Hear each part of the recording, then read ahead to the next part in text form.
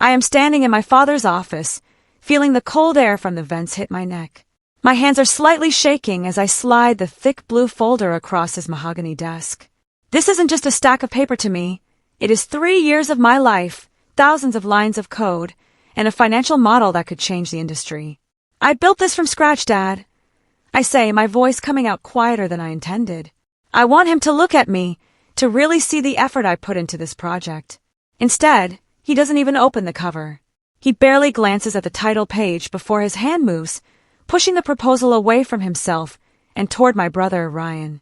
Ryan is sitting in the expensive leather chair next to me, looking smug in a suit that probably cost more than my car.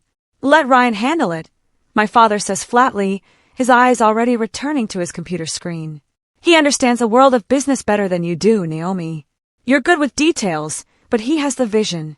The words hit me harder than a physical blow. I am still standing there, feeling completely invisible while Ryan leans back, smirking as he takes the file I created.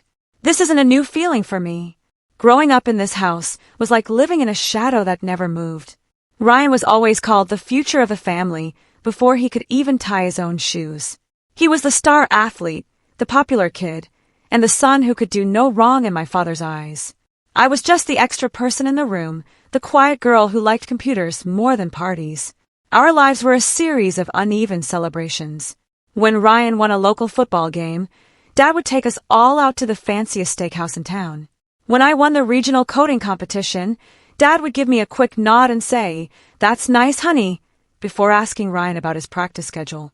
His wins were celebrated with banners and speeches, while mine were acknowledged for a second and then forgotten. If Ryan made a mistake or failed a class, Dad would blame the teacher or say Ryan was just too busy being a leader. If I made even a small error, my intelligence was questioned immediately. I stopped trying to compete for his attention years ago because it felt like a race I was never allowed to enter. But this time, with this project, I really thought things would be different. I should have known better than to hope. What my father and Ryan don't know is that the proposal Ryan is holding isn't just a simple idea. It is built on a complex, high-frequency financial system I designed entirely by myself. I've been developing it quietly for years, working late into the night in my small apartment until my eyes burned from the glow of the screen. I called the architecture the Sentinel. It's a self-learning algorithm that predicts market shifts before they happen. It's powerful, it's fast, and most importantly, it is locked behind a security wall that only I can navigate. No one in my family knows about my real skills because every time I tried to show them something in the past, I was dismissed before I could finish a sentence. They think I just do basic IT work or help people reset their passwords. They have no clue that I've already beta tested this system with private clients who are stunned by its accuracy. I kept it a secret because I wanted to present it as a finished masterpiece. I wanted that wow moment from my father. But instead of getting a wow, I got a cold shoulder. I gave them the key to a kingdom they don't even know how to rule. A week later, there is a big meeting with a potential multi-million-dollar client. I am invited, but only to sit in the corner and take notes.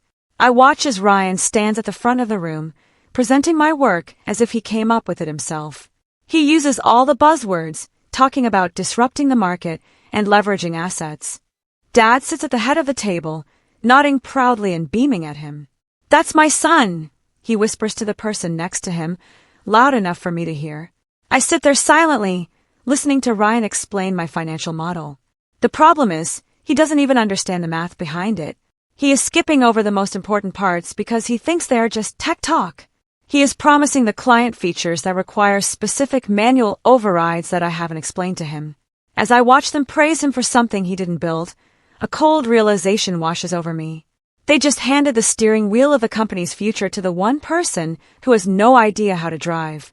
Ryan is standing on a pedestal made of my hard work, and he doesn't realize it's starting to wobble under his feet. 2 days later, the atmosphere in the office changes. The air feels heavy and tense. I am walking past my father's office when I hear raised voices through the thick oak door. It's a sound I know well, but usually, the anger isn't directed at Ryan. The numbers don't align, Ryan. The client is calling every hour asking why the projections are shifting, my father snaps. I stop in the hallway, my heart racing. I knew this would happen. The Sentinel system requires a daily handshake, a specific code entry, to keep the predictions calibrated. Without it, the data begins to drift. I'm looking into it, Dad. It's probably just a glitch in the software Naomi wrote, Ryan shouts back.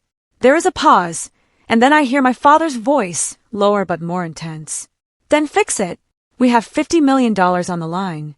If this system fails now, we lose the client and our reputation. Ryan hesitates.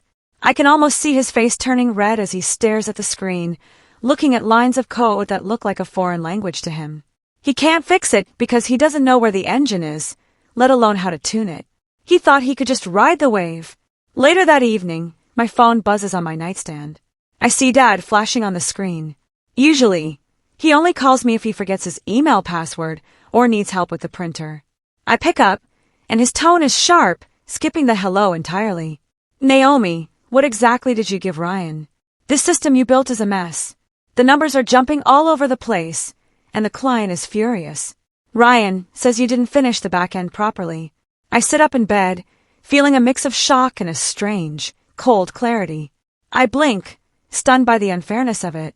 Even now, when Ryan is the one who took the credit and the lead role, it is somehow my fault? I can hear Ryan in the background muttering something about bad documentation. I swallow the angry response sitting on my tongue. I want to scream that it's working exactly how it was designed to work, to protect itself from unauthorized users. Instead, I keep my voice level. I gave him the complete file, Dad. If he's having trouble, maybe he should review the logic I explained in the notes. My father huffs. Just be ready to help if he can't figure it out by morning. He hangs up without waiting for an answer. The next few days are like watching a slow-motion car crash. I go into the office and stay in my cubicle, far away from the executive suite. I hear the rumors through the grapevine. The client is starting to ask very difficult questions that Ryan can't answer. Deadlines for the first quarterly report are missed. Small errors in the data stream turn into massive discrepancies that threaten to trigger a sell-off. I see Ryan pacing the halls, looking disheveled, his expensive suit wrinkled and his hair a mess. I watch it all unfold quietly from my desk. Several times, I think about walking in there and fixing the calibration, but I stop myself. Stepping in now would only prove them right, that I exist only to fix Ryan's mistakes while he takes the glory. If I save him now, the cycle will just repeat forever. I would be the support staff again, and he would be the visionary who managed a difficult situation. For the first time in my life, I decided to let the fire burn. I need them to see the difference between the person who talks and the person who actually knows. By Friday, the tone of the entire company is one of panic. My father calls me into his office, but this time, he doesn't sound confident or booming. He looks tired, his shoulders are slumped, and he won't meet my eyes directly. Ryan is standing by the window, looking out at the city, pretending he isn't part of the conversation. Naomi, Dad starts, clearing his throat. The situation with the new client is delicate. Ryan is focused on the big picture, but we need someone to handle the technical side. Can you look at it? There is no apology for pushing me aside. There is no acknowledgement that I was right about the complexity of the system. There is just the need. He is treating me like an emergency tool he pulled out of a drawer. I look at him, then at Ryan, who still hasn't turned around. I feel a surge of strength I've never felt before. I don't jump to say yes like I usually do. I pause, letting the silence fill the room for a long, uncomfortable minute. I'll think about it, I say finally. The look of pure shock on my father's face is something I will never forget. That night I couldn't sleep. I sit on my balcony, looking at the city lights, and I remember being 16 years old. I had won a national computer science competition, beating out thousands of students. I remember standing on that stage, clutching my trophy, and looking into the audience for my father's face. He didn't come. He had stayed behind because Ryan had a minor junior varsity football game that same day. Dad told me later that sports build character and that my computer stuff would always be there. I told myself back then that it didn't matter. I told myself I was being mature by not being upset. But as I sit here now at 28, I realize how much it actually did matter. It was the moment I realized my value was conditional, while Ryan's was absolute. Every birthday, every graduation, every milestone was filtered through the lens of Ryan's schedule. The old wounds are resurfacing now, not as pain, but as a fuel. I am not that 16-year-old girl anymore.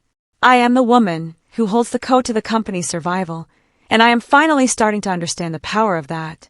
I go to my desk and log into the system remotely. I pull up the command terminal and watch the lines of data scroll by. Everything they are struggling with, the drifting numbers, the failed predictions, the security lockouts, it all runs entirely on my architecture. I designed it to be an extension of my own logic. Without me to provide the heartbeat code, the system is essentially a high-tech paperweight. It isn't broken. It is just waiting for its creator. I see the attempts Ryan made to bypass the security. He tried to force the data to match his presentation, which only made the errors worse. He almost crashed the entire server by trying to run a script he probably found on a random forum. It is laughable, but also deeply insulting. He thought he could replace me with a few Google searches. I realize now that I don't have to fight for a place at the table anymore. I own the table. Without me, the company loses the client, the $50 million, and likely their entire reputation in the financial world. I have the real power now. For the first time in my entire life, I am not the one asking to be seen. I am not the one begging for a seat at the dinner table or a moment of my father's time. They are the ones reaching for me. My phone is full of missed calls and texts from both of them. Ryan sent a text that just said, "Call me back, it's urgent," while Dad sent one saying, "We need to talk about your future at the firm." They think they can still dangle a promotion or a thank you like a carrot to a horse. But I don't rush to respond. I spend my Saturday morning at a quiet cafe, reading a book and enjoying the sunshine. I feel a strange sense of peace. I am not being mean. I am simply setting a price for my time and talent. In the past, I would have dropped everything to help them, hoping that this would be the time they finally loved me the way I wanted. Now, I realize that love shouldn't be earned through technical support. If they want my professional expertise, they have to treat me like a professional. The ground is shifting, and for once, I am the one standing on solid earth. Monday morning is chaotic. The client, a man named Mr. Sterling who is known for being incredibly blunt, has demanded to speak with the original developer of the system. He realized during a weekend call that Ryan couldn't explain how the risk mitigation algorithm worked. Ryan tried to stall, telling him that the lead developer was on a temporary leave or busy with another project. But Mr. Sterling isn't an idiot. He told them that if he doesn't see a working demo by the end of the day, he is walking away and taking his business to our biggest rival. Dad has gone completely quiet. He is sitting in the boardroom, staring at the empty chair where I should be. He realizes now that they can't pretend I don't exist anymore. He can't hide me in the basement or the IT closet. The lie they told themselves, that Ryan was the brains and I was just the help, is disintegrating. The pressure is building to a breaking point, and I can feel the tension in the building as soon as I walk through the front doors. Everyone is looking for me, but no one knows what to say. I walk toward the conference room and see Ryan through the glass wall. He is gesturing wildly, sweating through his shirt as he talks into his headset. He is still trying to insist to someone, likely a junior analyst, that he understands everything and just needs a quick patch. He is clinging to the lie because his entire identity is built on being the better son. If he admits he can't do this, his world collapses. I stood there for a moment, just watching him. I feel a flicker of pity, but it is quickly replaced by the memory of him smirking as he took my folder a few weeks ago. He had no problem stealing my work when he thought it would be easy. He only cares about the team, now that the ship is sinking. I see him look up and catch my eye. For a split second, I see pure terror in his expression. He knows I know. He turns away quickly, pretending to be busy with a stack of papers, but I can see his hands trembling. The silence in the room when he finally stops talking says everything that needs to be said. The deal is now only hours away from collapsing. Mr. Sterling and his team of lawyers are already in the building, waiting in the main boardroom. I am in the break room, calmly making a cup of tea. I hear my father's voice rise for the first time in a true panic from down the hall. "Ryan, fix this. Now. I don't care what you have to do, just make the system show the correct projections." It is the sound of a man who realized his golden boy is made of lead. Then, I hear the sound of something breaking, a glass or maybe a lamp. Ryan finally snaps. He screams back, his voice cracking with desperation. "I can't do it, Dad. I don't even know what I'm looking at. It's all Naomi's. Every bit of it. I don't know the codes. I don't know the math and I can't fix it. The silence that follows that confession is deafening. It's out. The truth that has been hidden under years of favoritism and ego has finally been shouted for the whole office to hear. Ryan has admitted he is powerless without me. 5 minutes later, my phone rings. I am still holding my tea. I answer it on the third ring. Hello. My father's voice is on the other end, but he doesn't sound like the man who always chose someone else. He doesn't sound like the powerful CEO who dismissed my proposal without a second thought. He sounds small. He sounds unsure. He sounds like a man who is about to lose everything he built. Naomi, please, he says. The please hangs in the air, heavy and strange. We are in the boardroom with Sterling. It's falling apart. Ryan, he stepped out. We need your help. I need your help. Please come down here. There is a long pause. I could say no. I could let the company fail and watch them deal with the consequences. But I have a different plan. I don't want to destroy the company. I want to transform it. I'll be there in 10 minutes, I say. But things are going to be different from now on. I don't rush. I take the time to finish my tea and gather my laptop. I make sure my hair is neat and my posture is straight. I am setting boundaries before I even walk into that room. When I finally reach the door of the boardroom, I see my father waiting outside. He looks like he's aged 10 years in the last hour. He moves to speak, probably to give me some last-minute advice on how to handle the client or how to protect Ryan's image. I hold up a hand, stopping him mid-sentence. I look him directly in the eyes, something I used to be too afraid to do. I agree to come in and save this deal, I say firmly. But I set one condition. I speak for myself. No one speaks over me. No one explains my points for me. And when this is over, we are going to have a very long talk about my role here.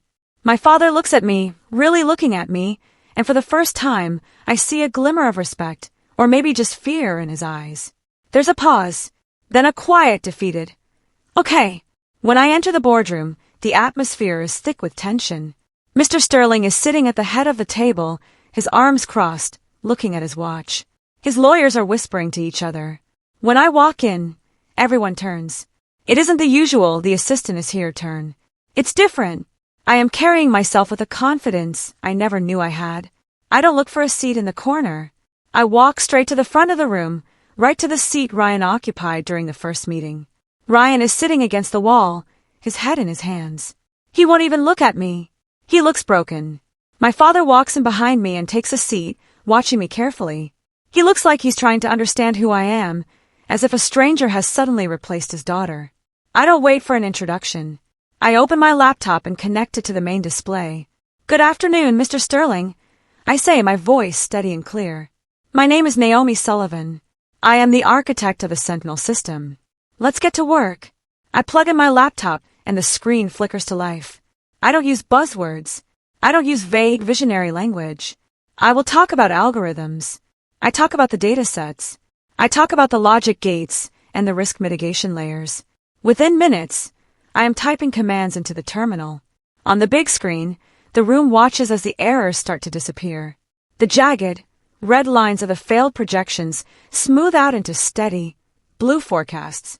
The system stabilizes. The data aligns perfectly with the market's real-time movements. The room falls silent. You could hear a pin drop. Mr. Sterling leans forward, his eyes fixed on the screen. He isn't looking at my father or Ryan. He is looking at the work. He is looking at the genius of the system I built. No one interrupts me this time. Not my father, not the lawyers, and certainly not Ryan. I handle complex questions with ease because I am the one who wrote the answers. For the first time in my life, I am the most important person in the room, not because of my last name, but because of my mind. After I finish the demonstration, the silence lingers for a moment. Mr. Sterling looks at the screen, then at the printed reports Ryan had given him earlier, then finally at me. He looks genuinely confused. He turns to my father, then to Ryan, who is still staring at the floor. I don't understand, Sterling says, his voice booming in the quiet room. This is brilliant. This is exactly what we were looking for. But I have one question that's been bothering me for the last hour. He looks back at me, his eyes narrowing. If you are the one who built this, if you are the one who clearly understands every single gear in this machine, why weren't you leading this from the beginning? Why was I talking to someone who couldn't explain a simple data drift? He looks around the table for an answer. My father opens his mouth, but nothing comes out. Ryan stays silent. The truth is right there, hanging in the air like a heavy cloud. No one wants to admit the obvious. I don't raise my voice. I don't sound angry or bitter. I just want the truth to be plain. I look at Mr. Sterling, then I turn my head and look directly at my father. The reason I wasn't leading this, I say calmly, is because I was never the one my father chose. I was the one who did the work, while someone else was given the credit. I say it with a flat, honest tone that makes it impossible to argue with. The silence that follows that statement is heavier than anything said before. My father's face turns a deep shade of red, then goes pale. He looks like he wants to disappear into the floor. Ryan looks like he's been slapped. The client's lawyers exchange awkward glances. I have stripped away the family's perfect image in front of the most important people in our business world. I didn't do it to be mean. I did it because the lie had to end. I am finally refusing to be the secret ingredient in Ryan's fake success. Mr. Sterling isn't a man who likes drama, but he is a man who likes results. He looks at my father, his expression stern. He taps his pen on the table. I've seen enough, he says. The system is world-class. The potential here is enormous. But I don't invest in systems. I invest in people. And frankly, after what I've seen today, I have serious concerns about the leadership and judgment of his firm. My heart skips a beat. My father looks like he's about to have a heart attack. Then Sterling continues, looking straight at me. The deal is still on the table, but I have a new condition. A non-negotiable one. Naomi Sullivan leads this project. She is our primary contact. She has final sign-off on every financial move we make together. She leads, or we walk out that door right now and take our business elsewhere. All eyes turn to my father. This is the ultimate test. He has to choose between his ego and his company, between his star, son, and the daughter he overlooked for nearly 30 years. For the first time in my life, my father hesitates. He looks at Ryan, who is still slumped in his chair, a shadow of the future leader he was supposed to be. Then he looks at me. He sees the woman who just saved his legacy in front of a room full of sharks. He sees the person who actually has the vision he thought Ryan possessed. He looks at the client, then back at me. He realizes that the old way of doing things is dead. He clears his throat, and for the first time, he doesn't sound like a king. He sounds like a man who is finally waking up. He quietly says, "She'll lead." It isn't a loud announcement. It isn't a proud boast. It is a simple, real admission of the truth. He knows that if he says no, the company dies today. But more than that, I think he finally sees that I am the only one capable of carrying us forward. Naomi is the lead, he repeats, firmer this time. From now on, she has total control over the Sentinel project. The meeting ends shortly after that. Contracts are signed, hands are shaken, and the client leaves, looking much more satisfied than when he arrived. Ryan leaves the room without a single word to anyone. He walks out with his head down, his brisk, confident stride gone. I don't feel the joy I thought I would. I just feel a profound sense of relief. The weight of trying to be enough has finally fallen off my shoulders. My father tries to speak to me after the room clears. He walks over, his hand extended as if to pat me on the shoulder like he always does with Ryan. "Naomi, listen, I didn't realize how much you were doing," he starts, his voice trembling slightly. I stop him gently with a look. I'm not ready for a "we're all a happy family" moment. Not yet. Not right now, Dad, I say quietly. I gather my laptop and my things. I have a lot of work to do to fix the mess Ryan made. We can talk later. I walk out of the boardroom, leaving him standing there alone in the silence. Weeks later, the deal was a massive success. The industry is buzzing about the Sullivan turnaround. This time, things are completely different. My name is on every official document. My voice leads every single meeting. When people have a question about the strategy or the tech, they don't look at Ryan, they look at me. My work is visible, clear, and undeniable. I am no longer the girl in the shadow, I am the one casting it.